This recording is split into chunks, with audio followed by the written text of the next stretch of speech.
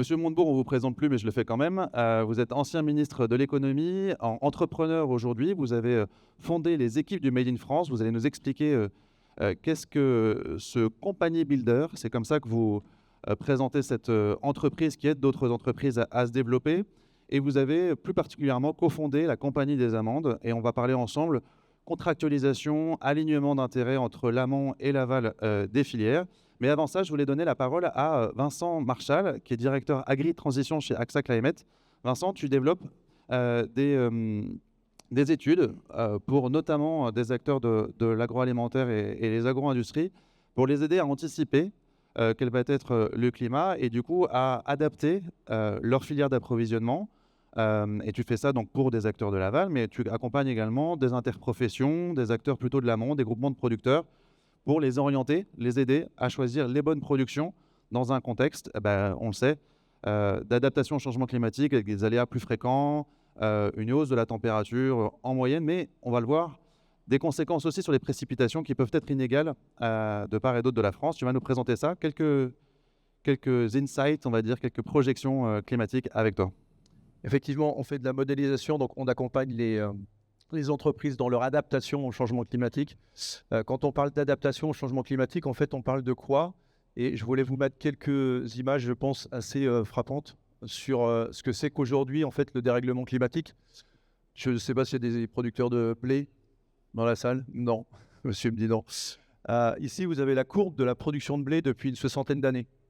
Donc, vous voyez clairement ce qu'on a évoqué depuis des dizaines d'années, c'est-à-dire l'amélioration continue au travers de l'innovation des rendements du blé, puisque la courbe de la production ici est très similaire à celle du rendement. Les surfaces sont globalement stables.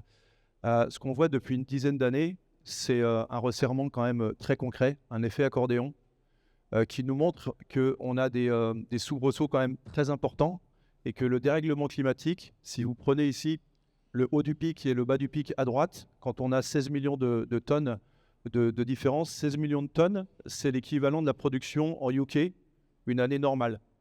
Au Royaume-Uni. Au Royaume-Uni. Donc vous prenez le Royaume-Uni, vous l'injectez dans la production française ou vous le retirez de la production française. Donc ça, c'est ce à quoi on a besoin de s'adapter aujourd'hui. Et en tout cas, l'impact d'un aléa climatique, il se situe à ce niveau-là. Oui, on parle de risque opérationnel pour des filières meuneries. Et puis sur les marchés, j'imagine, ça a des fortes conséquences sur l'évolution des prix. Ça touche tout le monde, donc l'agriculteur et toute la chaîne de valeur jusqu'au bout, jusqu'au consommateur. Sur le blé, au prix de la baguette, il ne le voit pas trop. Mais vous prenez la courbe du maïs, c'est exactement la même. Donc on n'est pas à 16 millions d'écart, on est à 7 millions d'écart. Mais 7 millions d'écart, c'est la production de l'Italie ou de la Hongrie. Donc c'est très significatif. C'est la même chose sur la production d'abricots pour se rapprocher des productions arboricoles. Vous avez ici la production depuis une quinzaine d'années. L'abricot, c'est facteur 3, donc je suis à 1 ou à 3 en termes de production en fonction des années, en fonction des aléas climatiques. Donc on peut bien s'imaginer que pour un arboriculteur, c'est hyper compliqué de pouvoir maintenir en tout cas la rentabilité de son entreprise dans ces situations. En plus, là, on parle de culture pérenne, donc je dois faire avec le capital, on va dire, existant, avec les variétés que j'ai à date plantées. On le verra, il y a peut-être d'autres moyens ensuite de s'adapter, mais avec les cultures pérennes, voilà, il y a un enjeu de projection peut-être encore plus fort que sur des cultures annuelles, comme le blé que tu présentais juste à l'heure. Il y a un enjeu de production qui est beaucoup plus fort dans la mesure où un agriculteur, un arboriculteur va investir pour 10 ans, pour 15 ans, pour 20 ans. Faut savoir qu'un hectare d'abricots, peut-être d'amandes, je n'ai pas les chiffres en tête, ou même de vignes, c'est 20 000, 25 000, 30 000 euros par hectare. Donc un agriculteur qui investit dans 10 hectares, il investit 300 000, 350 000 euros. Il ne peut pas réinvestir dans 5 ans en se disant « je me suis trompé, je vais changer mes variétés ou je vais changer ma culture ». Donc effectivement, les impacts sont présentés maintenant, quoi. Il faut anticiper. On est au début de l'histoire. Donc, ce qu'on a vu là, l'effet accordéon sur un blé ou sur un abricot, ça va s'accélérer. Là, vous avez la trajectoire donc, qui a été clairement identifiée au travers du plan national d'adaptation au changement climatique. On va vers du 4 degrés à 2100. Aujourd'hui, c'est clair, il n'y a plus de débat à ce niveau-là. On est sur un 2,7 degrés à 2050. À savoir que la France est un pays qui est situés dans une zone tempérée, donc on est un peu plus sujet encore aux augmentations de température que d'autres, d'autant que les océans se réchauffent un peu moins bien. Donc sur une moyenne de 3,2 à 2100, nous on est à 4 degrés. Ça, c'est important de le dire, parce qu'on se croit un peu béni des dieux en France. On va se prendre de plein fouet, et on se prend déjà de plein fouet les effets du changement climatique, et peut-être de manière pire qu'ailleurs, contrairement à ce qu'on pourrait penser. En tout cas, on n'est pas dans la situation effectivement la plus favorable. On est déjà à un 7, hein, aujourd'hui en 2024. Donc là, à l'échelle mondiale, ce qui pour nous se traduit déjà par, du coup... C'est nous ça. Ça, c'est nous, c'est la France, Ça, ok, c'est pardon. Ouais, ça c'est nous. Donc, quand on dit que la France est plus concernée que d'autres pays, si on zoome sur la France, il y a des territoires en France pour lesquels l'impact est encore plus important que d'autres. Ça, c'est une évidence également. C'est-à-dire qu'il fait plus chaud aujourd'hui dans le sud-est qu'en Bretagne, hein. Moi, je viens de Rennes, j'ai moins chaud que ceux qui habitent à Marseille. L'évolution des températures et le réchauffement sera encore plus rapide dans le sud-est qu'en Bretagne. Donc, en termes d'adaptation, en termes de choix stratégiques, il faut aussi prendre en considération ces éléments. Heureusement, il y a quelques solutions qui vont pouvoir être présentées, mais avant ça, tu vas nous traduire comment ça se traduit concrètement en termes de risque. En fait, ce qui est important quand on appréhende cette notion de risque, c'est de bien imaginer ce qu'il y a derrière la notion, cette partie risque. Donc, on s'adresse au climat, on vient d'en discuter. On s'adresse à l'exposition. Donc, un risque, c'est un climat. Est-ce que je suis exposé? À quel type de climat je suis exposé? Et je l'évoquais, entre la Bretagne et Marseille, on n'a pas du tout les mêmes expositions. Potentiellement, sur le centre de la France, en fonction de la typologie de mes sols, je n'ai pas non plus la même exposition à des aléas climatiques et notamment de stress hydrique. Et puis, je croise enfin ces éléments avec une vulnérabilité. Et une culture, deux cultures en tout cas différentes, n'ont pas le même niveau de vulnérabilité à un même climat, à une même exposition, par exemple, géographique. Oui, à l'instant T, entre un abricotier et une vigne, c'est évidemment pas le même risque Exactement.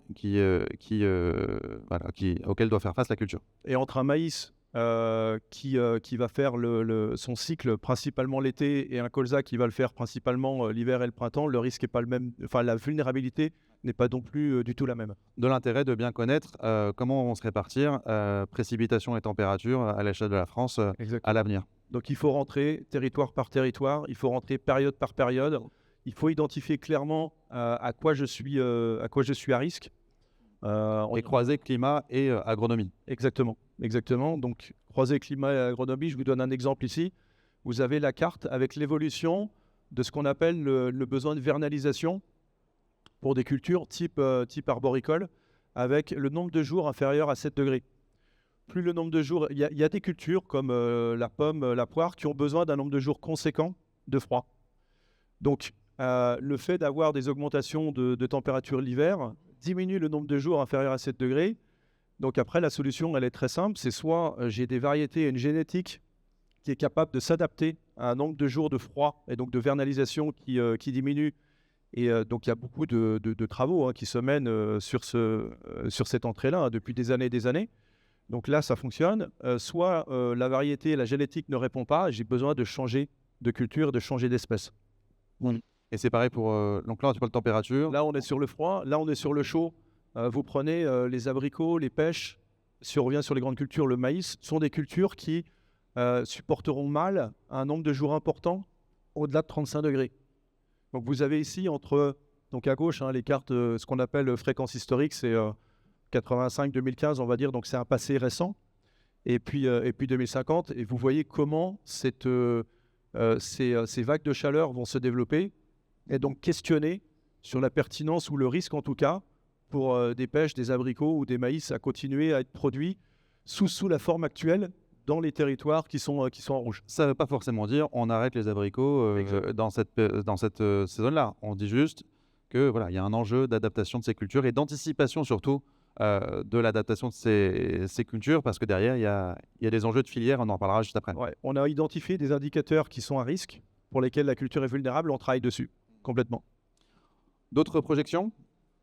Celle-là, je pense que vous la connaissez bien, mais elle est fondamentale parce qu'elle touche à l'enjeu eau.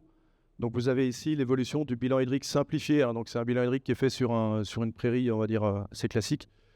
avec des déficits. De toute façon, on est entre mai et septembre. Donc, l'idée, c'est de voir comment ce déficit hydrique va évoluer pour des cultures d'été, des cultures de printemps-été.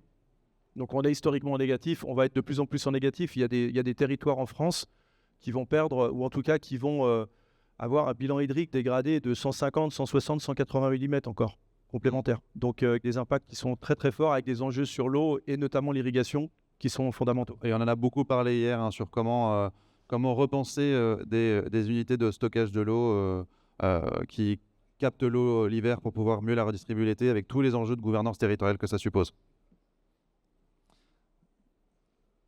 Justement, merci pour la transition, Pierre. Juste un exemple, donc l'adaptation, elle coûte. C'est aussi ce qui peut freiner. On parle de la transition agroécologique. Elle a un coût, elle a besoin d'être financée. Je vous donne un exemple ici qui vient de l'étude qu'a pu faire le CGAER au niveau du ministère de l'Agriculture. Pouvoir continuer à irriguer pour répondre aux besoins des plantes dans un cadre de climat qui se dérègle, c'est 1 milliard d'euros par an. Alors, ça paraît énorme pour passer de 3 milliards de mètres cubes à 6 milliards de mètres cubes. Ça paraît énorme et c'est conséquent. Ce qu'il faut mettre en parallèle de l'autre côté, c'est ce que coûte le fait de ne pas agir, donc le coût de l'inaction. Et dans une étude de BCG, tout type d'activités, pas que agricoles, ont été questionnés. Il s'avère que c'est dans l'agriculture, effectivement, que les impacts sont les plus conséquents. Et les entreprises agroalimentaires aujourd'hui vous disent que quand j'investis 1 euro dans l'adaptation, je sais que je vais aller en retirer 8 euros ou 35. Donc c'est rentable.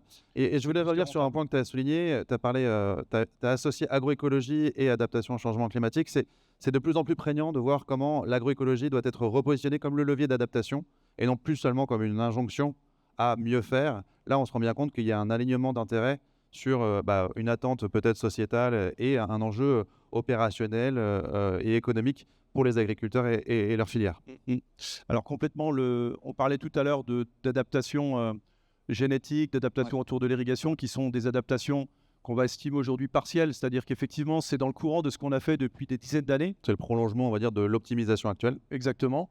Sauf que cette optimisation régulière, elle est insuffisante. Ouais. Elle est complètement insuffisante. Pourquoi ? Parce que le dérèglement s'accélère et l'effet accordéon fait qu'on ne saura pas gérer de manière naturelle et classique comme on l'a fait ce phénomène. Mais heureusement, on a quelques solutions. On est là aussi à Pro pour... c'est pas juste se foutre la trouille, tous ensemble, collectivement. On veut aussi arriver à proposer des solutions et éclairer les producteurs qui sont présents.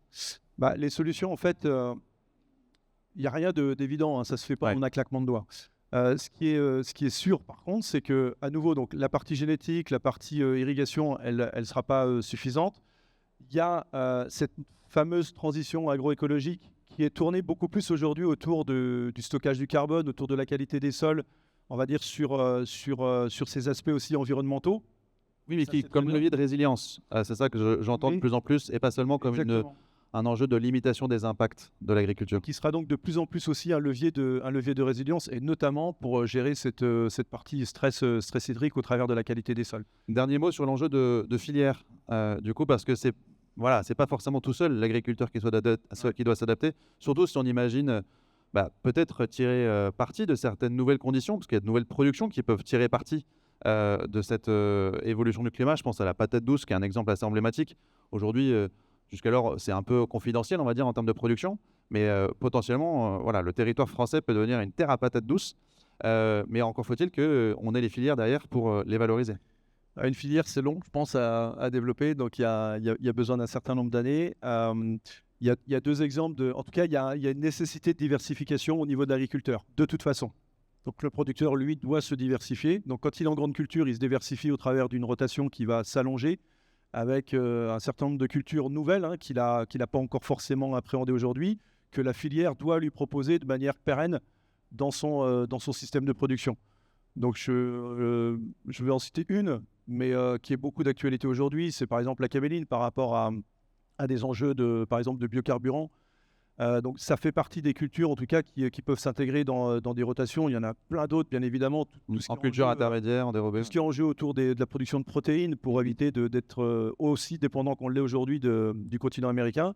Et en culture arboricole ou vigne, Effectivement, ce qu'on sait, c'est qu'en termes de vignes, dans la partie très sud de la France aujourd'hui, ça va être de plus en plus compliqué de maintenir des productions.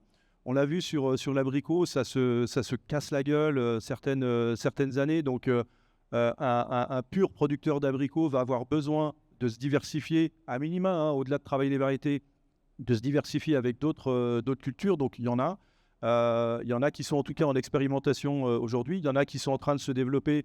On parle des agrumes hein, qui vont. Nous, on est sur des projets avec le CTIFL, par exemple, pour Le Centre technique interprofessionnel des fruits et légumes. Merci Pierre. Donc, qui va nous permettre d'imaginer dans quel territoire potentiellement il est pertinent de développer ce type de culture. Et encore faut-il qu'on ait la filière associée. Je fais là un petit clic complémentaire pour pouvoir justement redonner la parole à Monsieur Montebourg, parce que j'imagine que tous ces sujets-là, dans les équipes de Made in France, dans la compagnie des amandes, ça a été, on va dire, potentiellement aussi à l'origine de vos réflexions dans le choix des filières que vous souhaitiez adresser. Bonjour à tous et merci de votre invitation. C'était essentiellement une analyse des problèmes de souveraineté. Puisque si vous enlevez les céréales et les spiritueux, la balance commerciale agricole est très déficitaire. Pourquoi ? Parce qu'on a abandonné un certain nombre de cultures qui correspondent à nos besoins d'alimentation que nous consommons.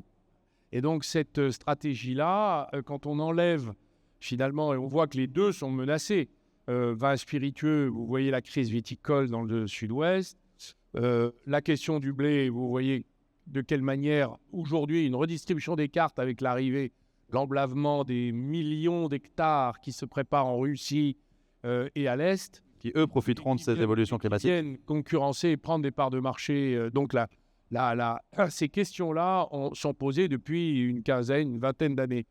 Donc la vision que nous, on avait développée, on était parti de la macroéconomie, on a dit quels sont les 10 produits les plus consommés par les Français et les plus importés. Alors vous avez le saumon, 2 milliards, vous avez l'huile d'olive, incroyable, vous avez une terre comme la nôtre qui devrait élever cet arbre et ce fruit. Vous avez la chips, la frite, c'est-à-dire la transformation de pommes de terre, la pâte alimentaire, c'est quand même énorme. C'est-à-dire que nous sommes un des premiers producteurs de blé dur en Europe, mais nous importons les pâtes alimentaires essentiellement des pays limitrophes, notamment l'Italie, alors que nous pourrions transformer notre blé dur sur place, etc., etc. Parmi lesquels, il y a les fruits rouges, les fruits secs, les kiwis, etc. Tout ça, ces 10 produits, c'est équivalent à 7 milliards de déficit de la balance commerciale. 10 produits, presque 1 milliard chacun.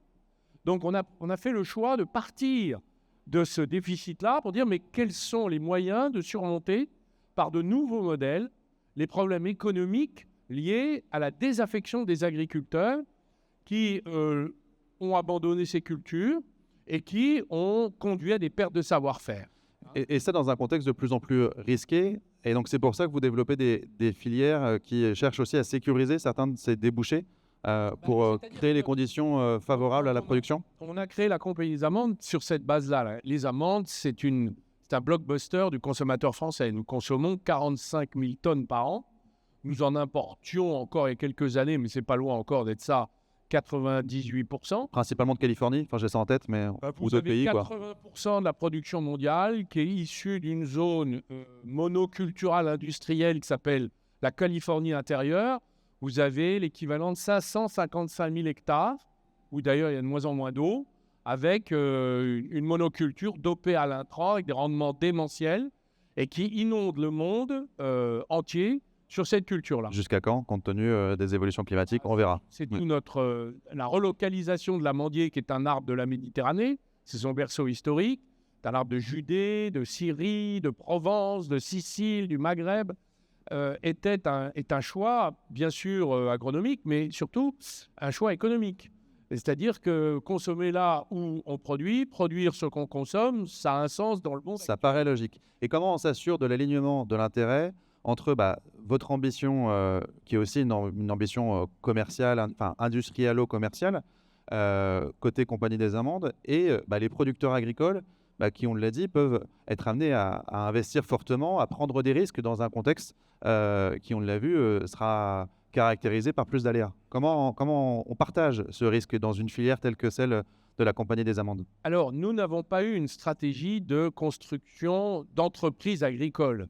Nous avons bien sûr créé une entreprise agricole, mais on l'a créée surtout en fédérant toutes les forces pour créer une filière. Vous n'investissez pas directement dans le foncier? Si, on est nous-mêmes agriculteurs, on D'accord. a nous-mêmes nos vergers, mais nous nous sommes associés également avec des agriculteurs et nous travaillons avec les agriculteurs indépendants avec lesquels nous ne sommes pas associés également au titre du négoce. Donc on fait 3 métiers. On fait le métier de production, on fait le métier d'associé dans la production et on fait le métier de soutien ou soutien contractuel Négoce. à la production. Mhm. Pourquoi on a fait ça? Parce qu'en 1950, avant les grands gels, il y avait 12 000 hectares d'amandiers rien qu'en Provence. C'était un arbre qui était cultivé, qui était d'ailleurs apprécié, et qui maintenant n'existe plus qu'à l'état sauvage ou sans aucune préoccupation de rendement. Et donc, nous avons fait le choix de nous associer avec l'INRAE dès les débuts pour reprendre en fait tout l'historique de la génétique sur le matériel végétal qui nous permet de reconstituer des vergers qui sont en quelque sorte adaptés aux problèmes de climat et des problèmes nouveaux. Pas seulement ceux d'avant, du gel, le froid très froid, mais aussi le chaud très chaud. Et donc, nous avons fait ce travail-là dans le cadre d'une construction de filière. Alors, qu'est-ce qu'on a fait? On a proposé aux agriculteurs de les dérisquer sur 3 plans. Sur le plan productif, c'est-à-dire la technique, la maîtrise du métier, Donc, avec du conseil, la maîtrise des maladies, des ravageurs. On a investi sur ce sujet-là. C'est le soutien de l'INRAE qui est dans notre capital. 2, un soutien financier, c'est-à-dire que nous avons dit, écoutez, on va s'associer avec vous. Donc, il ne s'agit pas d'entrer dans le capital des entreprises et des agriculteurs. Ce n'est pas ça. Il s'agit de monter des boîtes avec des agriculteurs sur leur terre pour planter, investir, pour qu'eux-mêmes ne soient pas surendettés à raison. C'est nous qui nous endettons avec eux. avant de passer au 3e point, je voudrais qu'on revienne sur ce point-là, c'est intéressant. C'est-à-dire que vous n'investissez pas directement dans la SCEA ou le GFA pour le groupement foncier agricole ou la société civile d'exploitation agricole. Vous créez avec eux une filiale, Une société d'exploitation dédiée à la production d'amandiers, qui est donc isolée de leur... Eux ont 51%, parce que c'est chez eux, c'est leur terre. Et nous avons 49%, parce que nous finançons tout le reste. Eux apportent le travail et la terre, nous apportons les plans, l'irrigation, la technique, le débouché commercial.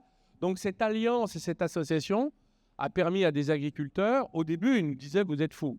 Franchement, au début, on est arrivé en Provence, ils nous regardaient avec des fusils dans les yeux en disant « qu'est-ce que c'est que ces bonimenteurs ?» Et puis, on a convaincu, c'est-à-dire qu'aujourd'hui, on a eu pas loin de 7000 hectares de déclarations de candidature, de demandes d'agriculteurs qui veulent rejoindre la Compagnie des Amandes. Là, nous, on a ralenti parce qu'on a déjà beaucoup à faire et il faut qu'on investisse dans les vergers. Donc, il faut qu'on dégage, nous, on lève de l'argent pour investir dans les vergers dans lesquels nous sommes minoritaires, avec des droits juridiques, évidemment, en cas de pépin, mais nous sommes quand même minoritaires. C'est l'exploitation de l'amandiculteur avec qui nous travaillons. Donc, c'est un modèle nouveau. Et alors, on a fait une chose tout à fait originale dans laquelle beaucoup d'agriculteurs ne croyaient pas quand on a commencé il y a 6 ans. On leur a dit, écoutez, voilà, l'amandier, il marche à la 6e feuille. L'arbre est en quelque sorte rentable à son rendement, à sa maturité. 6 ans, quand même, c'est long. Mais pendant 6 ans, il y a du travail à faire. Il y a 80 heures par an et par hectare, quand même, de travail. Et donc, ce n'est pas la vigne, mais enfin, c'est quand même significatif. Et donc, nous avons dit, écoutez, dans notre business plan, quand on va investir avec vous et qu'on va s'associer, on prévoit de vous payer pendant ces années-là. Alors évidemment, tout le monde a dit, oui, depuis le néolithique, l'agriculteur, il n'est payé qu'à la récolte. Et là, on a dit, non, on fait un business plan comme quand on monte une entreprise, on paye les gens, on ne fait pas travailler les gens gratuitement, ça n'est pas possible. On paye le dirigeant, les cadres, les salariés, là, on paye l'agriculteur. Et donc évidemment, au début, ils nous ont dit, vous êtes des fous. Oui, ou même, on pourrait considérer que c'est une forme de salariat de l'agriculteur. Il n'y a pas eu un procès en intégration qui vous a été fait? Ce n'est pas un procès, c'est une erreur. Il n'y a pas de procès. Un procès d'intention, du coup. D'abord parce qu'on n'est pas obligé de venir et il s'agit de s'allier et de s'associer. C'est une alliance. D'entrepreneur à entrepreneur. Ah oui, l'intégration, c'est vous faites ce que je vous dis, je vous paye et vous fermez votre Enfin, bouche. vous achetez et je vous paye. Ouais, bah, vous C'est faites ça de la ce vraie que vous intégration. C'est Exactement. ce qu'on a fait dans le veau, dans les vins. Ça existait. Il y en a très peu qui ont résisté parce que c'était une relation déséquilibrée. Là, c'est une relation égalitaire. C'est-à-dire que nous travaillons avec les agriculteurs. D'ailleurs, on a constitué une famille dans l'Aude. Alors, on fait des tournées comme ça entre nous, avec agriculteurs. On se visite les uns des autres. On partage nos expériences.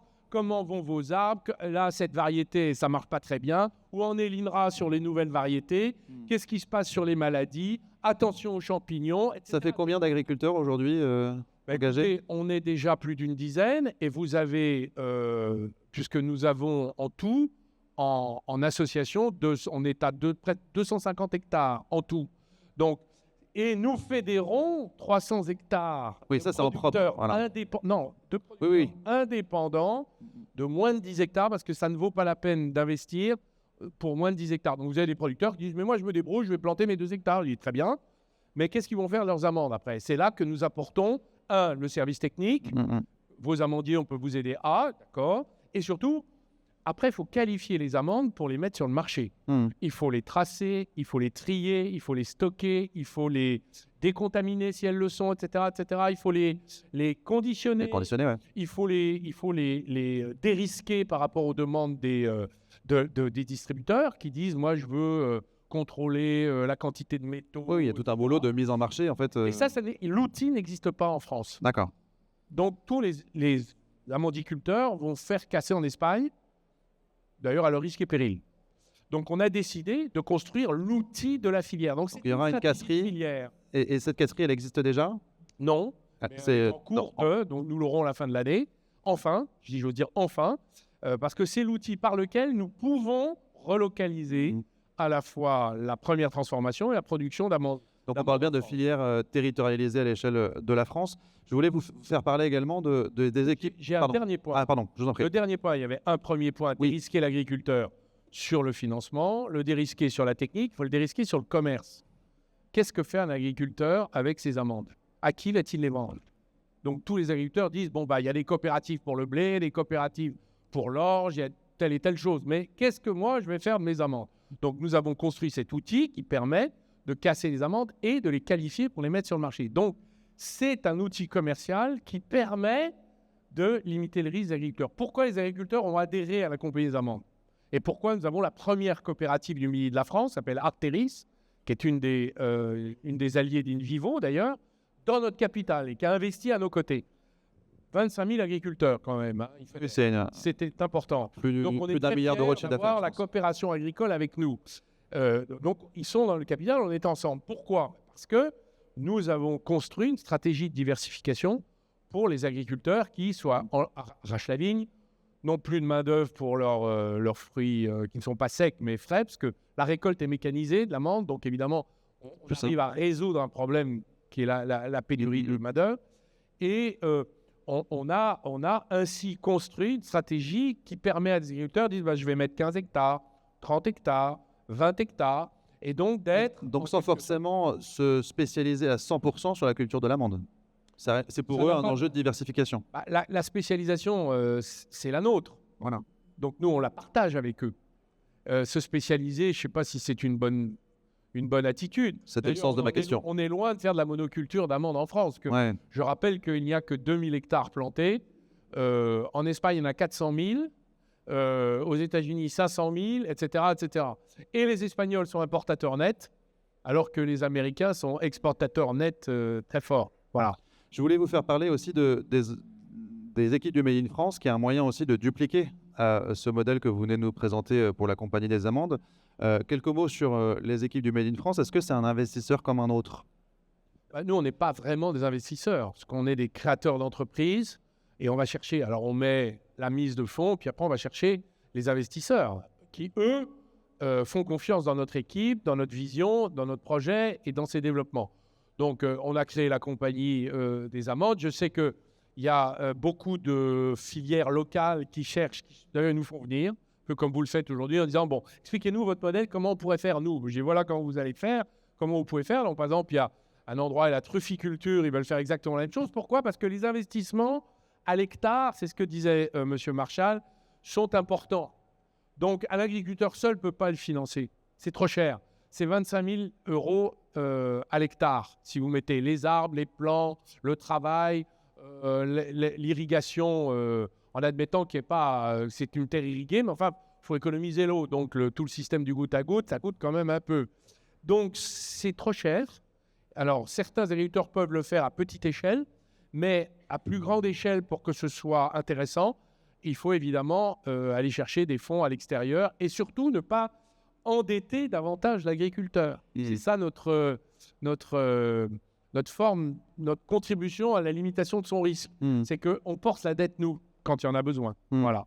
Parmi les filières... Donc, il y a d'autres filières. Par exemple, il y en a une, on est en train de regarder les fruits rouges avec la filière. Parce que les filières sont intéressées. Les agriculteurs eux-mêmes disent comment on peut craquer le modèle pour réinventer économiquement et reprendre des marchés, donc relocaliser en quelque sorte la production, alors la fraise, la framboise et combien d'autres. Et ça passe encore une fois par aussi la reterritorialisation d'unités de transformation, de conditionnement et pas seulement. C'est pas qu'un enjeu de production, quoi. C'est ça et Vincent a insisté là-dessus. Quand on veut anticiper l'adaptation au changement climatique, il faut aussi anticiper non seulement l'adaptation de la production, mais surtout et peut-être même avant l'adaptation de la filière de valorisation. Et parmi ces voies de valorisation que vous explorez, il y a aussi des voies de valorisation non alimentaires. J'ai en tête le bambou avec Horizome, qui pourra peut-être réagir s'il est parmi nous. Donc le développement d'une filière bambou pour la production de matériaux notamment et d'isolants. Et donc certaines de ces productions sont concernées par des voies de valorisation non alimentaires. Et du coup, je vous propose qu'on creuse avec Marie-Cécile Damave et Sophie Marquis la question de la bioéconomie qui vise à, on va dire, substituer des ressources fossiles par des ressources biosourcées. Et on peut les applaudir, elles nous rejoignent. Sous vos applaudissements, Nori. Rebonjour à toutes les deux. Sophie, tu es déléguée générale de l'association Chimie du végétal, qui s'intéresse de près à la bioéconomie. Une courte définition de la bioéconomie. C'est l'économie du vivant ou l'économie de la photosynthèse. En fait, c'est la valorisation donc, des productions agricoles, forestières, aquacoles, pour faire toute une série de produits ou servir des marchés qui vont de l'alimentaire au non-alimentaire. Et ce qui est vraiment important, c'est cette notion de complémentarité. On aime bien opposer un peu les choses en France, mais dans l'économie du vivant, c'est du système et c'est des interdépendances entre les filières non alimentaires. Alors c'est l'énergie, ce sont les matériaux et l'alimentaire, alimentation humaine et animale. Puis on peut passer aussi à la chimie du végétal, je pense aussi à la cosmétique, aux molécules d'intérêt, pourquoi pas pour produire des intrants en agriculture. Ça aussi, ça concerne la bioéconomie. C'est toute la substitution de ressources fossiles par des ressources biosourcées. Exactement, c'est utiliser le carbone renouvelable. En fait, au niveau européen, il y a environ 10% du pétrole qui sert à faire des produits chimiques. Et donc, le pétrole, on sait que c'est limité. C'est une source d'émissions de gaz à effet de serre. Donc, toute l'idée, c'est de substituer, de trouver une nouvelle ressource à ce carbone fossile par le carbone renouvelable. Et le carbone, c'est vraiment important dans les matériaux, on en a besoin. Donc, on ne peut pas s'en passer. Donc, il faut trouver une nouvelle source. Et c'est ce carbone renouvelable et c'est la biomasse. Mais qui dit bioéconomie dit filière biosourcée. Et donc, est-ce qu'on a des unités en France qui sont capables de raffiner, non pas le pétrole, mais la biomasse? Oui, alors, ce terme de bioraffinerie est vraiment bien utilisé. C'est à l'image du pétrole où on craque le pétrole et on fait plein de produits. Et bien là, on craque la biomasse et on fait plein de produits. Et en effet, au niveau français, déjà, on est une forte puissance agricole, forestière et aquacole. Donc, on a cette ressource. Et on a toutes les unités de transformation, ces bioraffineries. On a 702 sites en France qui vont du laboratoire jusqu'à le formulateur. Et comme tu le disais, en fait, dans les produits finis, pour donner quelque chose de concret aux personnes qui nous écoutent, c'est de la peinture, c'est des produits d'entretien, c'est en effet de la cosmétique. Du dentifrice. C'est du dentifrice. De la colle. C'est des sacs plastiques de caisse qui sont biosourcés. C'est du textile, c'est tous ces produits-là. Monsieur Montebourg, qu'est-ce que vous faites des cosses d'amande, si c'est le bon terme? Les coques, elles sont valorisées. Elles ne sont pas très chèrement valorisées, mais enfin, c'est toujours une ressource. Donc, elles sont valorisées et transformées. Je crois qu'on fait du savon avec. Oui, ou peut-être un peu de char. Bon, je sais pas, mais en tout cas, en cosméto, ça peut être pour faire un peu de peeling. Ah oui, assez de biochar en France. Un exfoliant, voilà. Je dis assez d'âme. On n'a pas assez de biochar. Fabrique. Dernier point, Sophie, est-ce qu'on aura assez de biomasse pour faire à la fois de l'alimentaire, du non alimentaire? Est-ce que la bioéconomie, sans sobriété, on arrive à remplir l'équation? Alors, forcément, il faut de la sobriété, et ça pour tous les secteurs. On ne peut pas continuer à consommer de façon générale. Je pense aux biocarburants, par exemple. On a cité la cameline. On se dit, bah, c'est génial, la cameline, on va remplacer, on pointe du doigt les avions comme étant un des principaux pollueurs de la planète en étant un peu rapide. Et on se dit, bah, c'est génial, il n'y a qu'à faire du biocarburant. On a la cameline, mais bon, est-ce qu'on aura assez de surface, assez de biomasse pour remplir les réservoirs de tous les avions? Alors, ce qui est sûr, c'est que c'est food first, l'alimentaire, mais ça, c'est même pas la question. Donc, mais je préfère... J'ouvre la parenthèse, je la referme tout de suite. Il n'y a pas de question sur la problématique alimentaire. Non, ce qui est sûr, c'est qu'il va falloir, d'une façon ou d'une autre, réfléchir à augmenter la production. Mais qui dit production, on peut dire que c'est la production primaire, mais il y a aussi tout ce qui est cherché au niveau des coproduits, des résidus, les fameuses coques ou résidus agricoles qui sont source de molécules d'intérêt très intéressantes. Donc il y a tout un travail au niveau de la recherche et l'innovation pour chercher de nouvelles cultures, pour essayer de aller chercher les molécules dans les résidus. Et oui, il va néanmoins falloir se poser des questions, de se dire qu'est-ce qui est le plus intéressant exactement, puisque... Pour éviter des conflits d'usage sur le foncier et la biomasse associée. Exactement. Tu as coécrit avec Marie-Cécile Damave, donc une tribune, j'allais dire, non, une note que vous avez là, qui s'intitule La bioéconomie, levier de résilience agricole, mais ça c'est sous condition. Et justement, Marie-Cécile, quelles sont les conditions pour que la bioéconomie soit une véritable opportunité pour les producteurs agricoles? En fait, vous avez regardé cet enjeu de la bioéconomie du point de vue des agriculteurs. C'est le propre même du think tank Agridé que de représenter des agriculteurs entrepreneurs. Exactement. Agridé, c'est le think tank de l'entreprise agricole. Donc, on a notre socle, en fait, ce sont les chefs d'entreprise agricole, et on essaye de les éclairer dans leur stratégie d'entreprise pour finalement gagner en valeur. Et donc, ce dont on s'est aperçu, c'est que la bioéconomie, le fait qu'ils s'engagent dans la bioéconomie, c'est-à-dire une valorisation multiple de leur biomasse, une diversification et de la biomasse et des valorisations de ces biomasses produites au niveau des territoires, puisque dans le titre de la note, il y a le mot territoire, c'est bioéconomie territoriale, levier de résilience agricole. En fait, c'est un moyen de dérisquer. On a parlé de dérisquer tout à l'heure. C'est un moyen de sécuriser les revenus et finalement l'existence même de l'exploitation agricole sur le long terme. Comment sécuriser, avoir de la visibilité en fait au niveau économique pour l'entreprise agricole. Donc résilience, on en a déjà parlé. Résilience, comment faire face aux aléas, aux à-coups.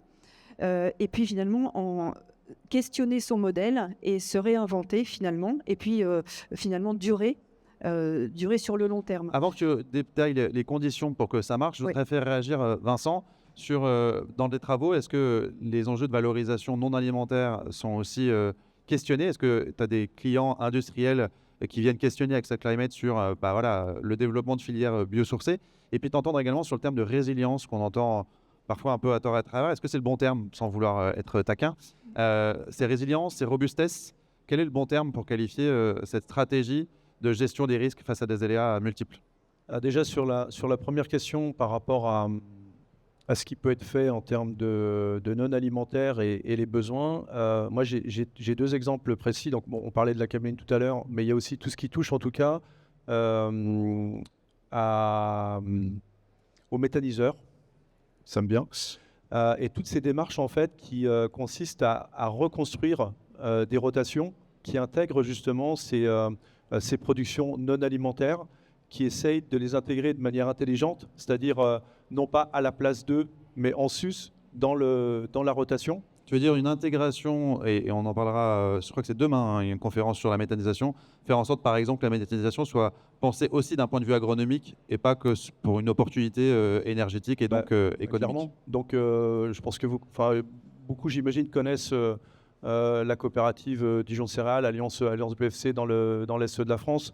La façon dont ils ont intégré ce concept de méthaniseur avec le fait de repenser des rotations, d'y intégrer du seigle en interculture comme une cive, donc non pas à la place d'un blé ou d'un maïs qui serait alimentaire, mais en complément dans une rotation qui intègre au final une culture de plus dans le cycle, voire plus en tout cas, a nécessité beaucoup d'adaptation ou de conseils, en tout cas au niveau de l'agriculteur, puisque ça oblige l'agriculteur à revisiter complètement sa manière d'organiser son système de production. Donc on est beaucoup là-dessus, c'est-à-dire qu'il y a des risques qui sont beaucoup plus importants à l'échelle d'une culture. La diversification, elle ouvre des opportunités et elle doit nous permettre, pour répondre à la deuxième question, la résilience, en fait, c'est limiter la coût. Ce que disait Marie-Cécile, c'est comment je lisse en fait mon résultat de manière à ne pas être dépendant d'un gros à-coup qui sera non plus une année sur 10 ou sur 12, comme je l'ai vécu ces dernières années, mais une année sur 3 ou sur 4. Et on parle beaucoup d'efficience, en fait. La notion de rendement, demain, on sera peut-être moins à chercher le maximum de rendement, mais de chercher un système de production qui fait que je ne serai peut-être pas au top du rendement, mais je sais que je ne serai jamais non plus très bas.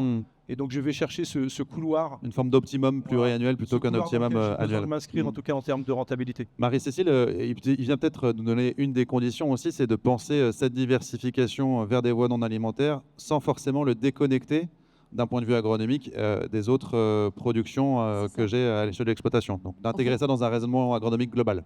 Oui, tout à fait. Il y a ce côté transversal territoire qui est vraiment important. Intégrer, diversifier les cultures, mais dans le cadre d'une rotation intelligente finalement, avec des modes de production qui sont dans le cadre de l'agriculture durable et qui doivent être rémunérés pour bonnes pratiques, par exemple avec des paiements pour services environnementaux, par exemple avec des crédits carbone, par exemple avec des primes filières dans le cadre de l'agriculture régénératrice. Donc ce qu'il faut, c'est qu'il y ait vraiment de la création de valeur pour les bonnes pratiques et aussi pour la diversification des valorisations de la biomasse, donc alimentaire, non alimentaire, en essayant de sortir justement de cette dichotomie très polarisée entre les deux, finalement essayer d'avoir quelque chose de très cohérent, ce qui existe déjà aujourd'hui dans les bioraffineries qui sont en place, on a vu la carte tout à l'heure, qui permettent à la fois de répondre à ces différents marchés et puis construire des nouvelles filières qui soient structurées. Après, il y en a déjà beaucoup qui sont structurées. On a eu des exemples tout à l'heure.